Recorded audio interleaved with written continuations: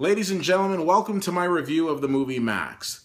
The story of a dog that looks like a German Shepherd but isn't, the story of a feel-good movie that isn't, and quite frankly, this is more so a public service announcement to say, don't go see this movie. Now those people who know me will say right off the bat, but Keith, we know you're not a big dog person. Not true. I think dogs are beautiful animals. I simply don't love every single dog that I see. And quite frankly, Max was the least of my worries in this movie.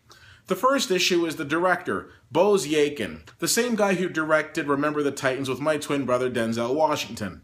I would have expected somebody who directed such a fantastic movie to have put together a better piece in this project, but not so.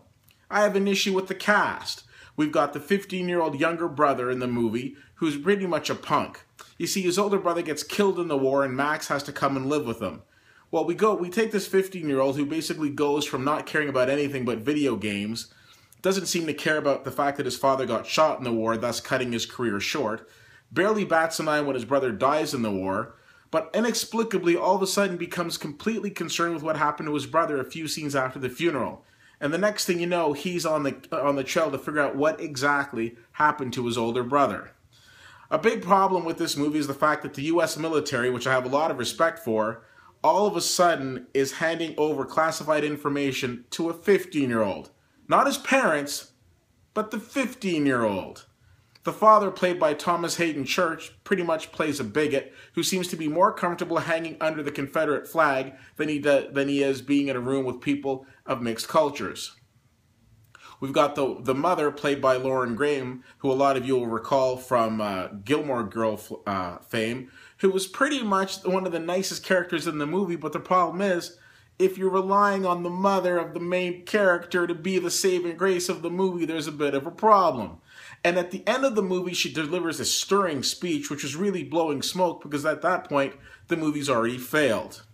The movie wasn't entertaining, and for his credit, the dog was probably the most entertaining aspect of this movie. In fact, the dog's probably upset, because right now the dog was probably thinking to himself, man, I should have just done the Littlest Hobo reboot because I would have had a lot more street cred.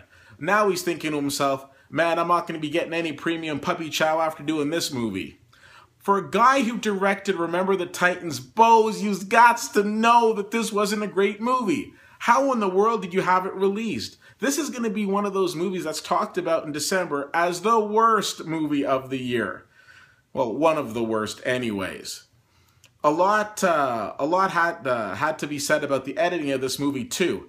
I mean, Ray Charles, Stevie Wonder, and the Blind Boys of Alabama put together could all see the fact that the editing of this movie was poorly done. When the dog was going absolutely crazy, we could clearly see that the image of the dog and the humans were not at the same time. They were pretty much, remixed together, but extremely poorly.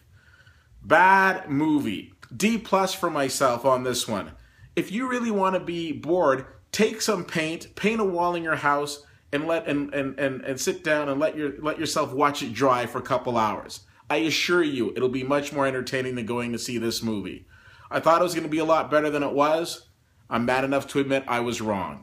You can reach out to me at CFL_fan on Twitter, Facebook.com/WittyWhittier, and WittyWhittier.com. If you end up seeing Max, please message me and let me know why. Thank you so much for checking out this blog, and I'll see you at the movies.